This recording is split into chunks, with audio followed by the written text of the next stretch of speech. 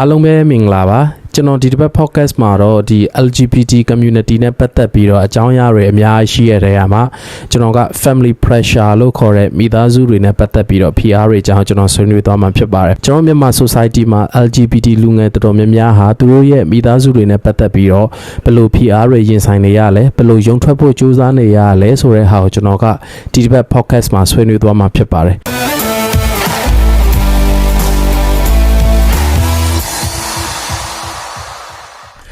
LGBT လူငယ်တယောက်ကသူတို့ရဲ့လိင်စိတ်ခံယူမှုနဲ့ပတ်သက်ပြီးတော့သူတို့ရဲ့ရင်းနှီးဆုံးဖြစ်တဲ့သူတို့ရဲ့မိသားစုတွေသူတို့ရဲ့ဒီမောင်နှမတွေဒီခိမွန်လောက်တဲ့ချိန်မှာ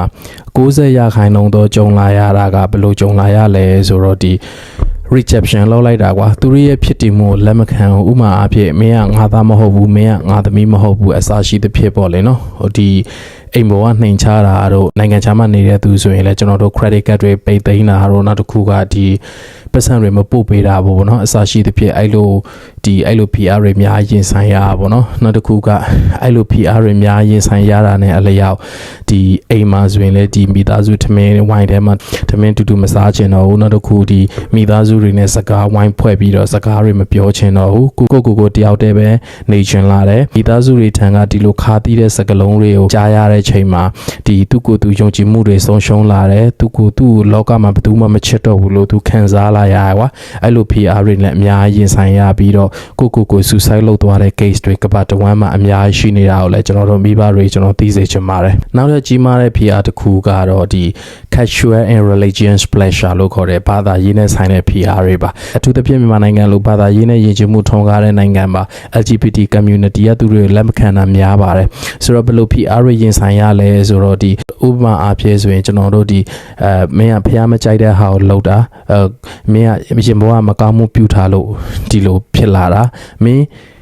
ဒီဘဝကနေဘာလို့ယုံမထွက်တာလဲယုံထွက်လို့ရရတာနဲ့ဘာလို့ယုံမထွက်တာလဲဆိုပြီးတော့အစရှိတဲ့ဖြစ် PR တွေကြပေါ့ဒီဘာသာရေးအတိုင်းဝိုင်းမှာတို့လူမှုရေးအတိုင်းဝိုင်းမှာတို့ဖယ်ကျင်တာမျိုးတွေရှိပါတယ်နောက်ထပ် PR တစ်ခုက social pressure and isolation ပါနောက်ထပ်ဒီ LGBT community ကလူငယ်တွေကကျွန်တော်တို့ဒီမိသားစုထဲမှာတမကပြင်ပပတ်ဝန်းကျင်ကနေပြီးတော့လဲ PR တွေအများကြီးရင်ဆိုင်ရပါဘောနော်မိဘတွေအနေနဲ့ကလည်းဒီ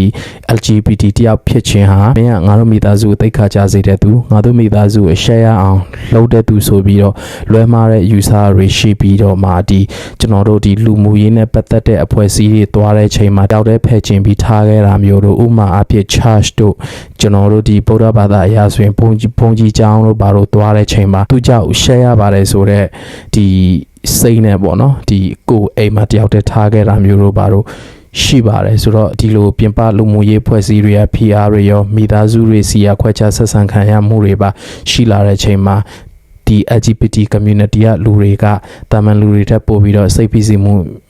တောင်အများကြီးခံရပါတယ် LGBT community ကမိဘတွေတော်တော်များများကဘာလို့သူတို့ရဲ့ဖြစ်တည်မှုနဲ့ပတ်သက်ပြီးတော့ PR တွေအများကြီးပေးလဲဆိုတော့သူတို့မှာ expectation တစ်ခုရှိပါတယ်သူတို့ရဲ့သားသမီးတွေကိုရွယ်တစ်ခုရောက်လာတဲ့ချိန်မှာပျော်ရွှင်သာယာတဲ့မိသားစုဘဝလေးတစ်ခုဖန်တီးပေးနိုင်ဖို့ရည်ရွယ်ချက်ပါအဲ့ရည်ရွယ်ချက်ကဒီအကြောင်းတစ်ခုခုရောက်မပြေဝသွားတဲ့ချိန်မှာမဖြစ်နိုင်ဘူးဆိုတာအသိသွားတဲ့ချိန်မှာသူတို့ရဲ့ဝမ်းနည်းမှုတွေသူတို့ရဲ့ဒေါသတွေနဲ့ပေါင်းစပ်ပြီးတော့သူတို့ရဲ့သားသမီးတွေကိုဒီလို PR တွေအများကြီးပေးတာပေါ့လေနော်မိဘတွေအနေနဲ့ကလည်းဒါဒီ sexual orientation လို့ခေါ်တဲ့လိင်စိတ်ကိုင်းညွှန်မှုဆိုတာဒီလို့ယူဖန်တီးလို့မရဘူးဆိုတာနားလည်ထားဖို့လိုတယ်ဒါပြုပြင်ဖန်တီးလို့မရတဲ့တဘောဖြစ်စဉ်တစ်ခုဆိုတာလည်းနားလည်ထားဖို့လိုအပ်ပါတယ်ဆိုတော့မိဘတွေအနေနဲ့ကလည်းပြုပြင်ဖန်တီးလို့မရတဲ့အနေအထားတစ်ခုပေါ်မှာကတ်သက်ချုပ်ချယ်ပြီးတော့ PR တွေပေးနေမဲ့အစားပေါ့နော်ဒီသူတို့ရဲ့ဖြစ်တည်မှု supporting လုပ်ပေးပြီးတော့ပျော်ပျော်ရွှင်ရွှင်နေသွားဖို့လည်းကျွန်တော်ဒီကနေပြီးတော့တောင်းဆိုချင်ပါတယ်အဲ့လိုမိသားစုတွေရဲ့ PR တွေပတ်ဝန်းကျင်ရဲ့ PR တွေရင်ဆိုင်လာရတဲ့ချိန်မှာကိုဒီ lonely ဖြစ်ပြီးကိုအထီးကျန်ပြီးတော့ကိုတယောက်တည်းမနေပါနဲ့ဆိုတော့အဲ့စိတ်ဖိစီးမှုတွေဖြေပြဖို့အတွက်အခုမြန်မာနိုင်ငံမှာဆိုရင် NGO ဖွဲ့စည်းတွေအများကြီးရှိပါတယ် Colors Rainbow တို့ပေါ့နော်အဲ့လို NGO ဖွဲ့စည်းတွေဆက်သွဲပါအဲ့အဖွဲ့အစည်းတွေမှာကိုယ့်ရဲ့ခံစားချက်တွေနားထောင်ပေးမဲ့သူကိုယ့်ရဲ့ဖြစ်တည်မှုတွေလက်ခံပေးမဲ့သူတွေအများကြီးရှိပါတယ်ဆိုတော့အသင်းအဖွဲ့တွေနဲ့ပူးပေါင်းပြီးတော့ဖြစ်လာတဲ့ဘဝမှာပျော်ပျော်ရွှင်ရွှင်လေး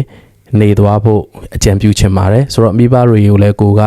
educate လုပ်ပေးပါမိဘတွေကဒါနဲ့ပတ်သက်ပြီးတော့လက်မခံနိုင်တဲ့အနေအထားတစ်ခုမှလက်ခံအောင်ကိုကနေပြီးတော့ educate လုပ်ပေးပါပေါ့နော်အစရှိသဖြင့်ဒီဟာကရွေးချယ်လို့မရတဲ့တဘောဖြစ်စဉ်တစ်ခုဆိုတာကိုတေးသေးချာချာ educate လုပ်ပြီးရှင်းပြပေးပါပေါ့နော်ဆိုတော့ okay ဒီတစ်ပတ် podcast မှာဒါကျွန်တော်ကဒီ LGBT community နဲ့မိသားစုဖိအားများဆိုတဲ့ခေါင်းစဉ်နဲ့ဆွေးနွေးသွားတာဖြစ်ပါတယ်ကျွန်တော်ရဲ့ဗီဒီယိုလေးကို like and subscribe လုပ်ပေးသွားလို့ရပါတယ်ကျွန်တော်မှာ YouTube channel အပြင် Facebook page လည်းရှိပါတယ်ဆိုတော့ကျွန်တော်ရဲ့ content တွေကိုနားထောင်ချင်တာပဲဖြစ်စေကိုယ့်ရဲ့ခန်းစားချက်တွေရင်ဖွေးချင်တာပဲဖြစ်စေကျွန်တော်ရဲ့ Facebook မှာဖြစ်စေ YouTube channel မှာဖြစ်စေပေါ့နော်ဒီ comment box မှာဝင်ရောက်ဆွေးနွေးသွားလို့ရပါတယ်အားလုံးကျေးဇူးတင်ပါတယ်နောက်ထပ်ဗီဒီယိုတစ်ခုမှာနောက်ထပ် content တစ်ခုနဲ့ပြန်လာခဲ့ပါမယ် bye bye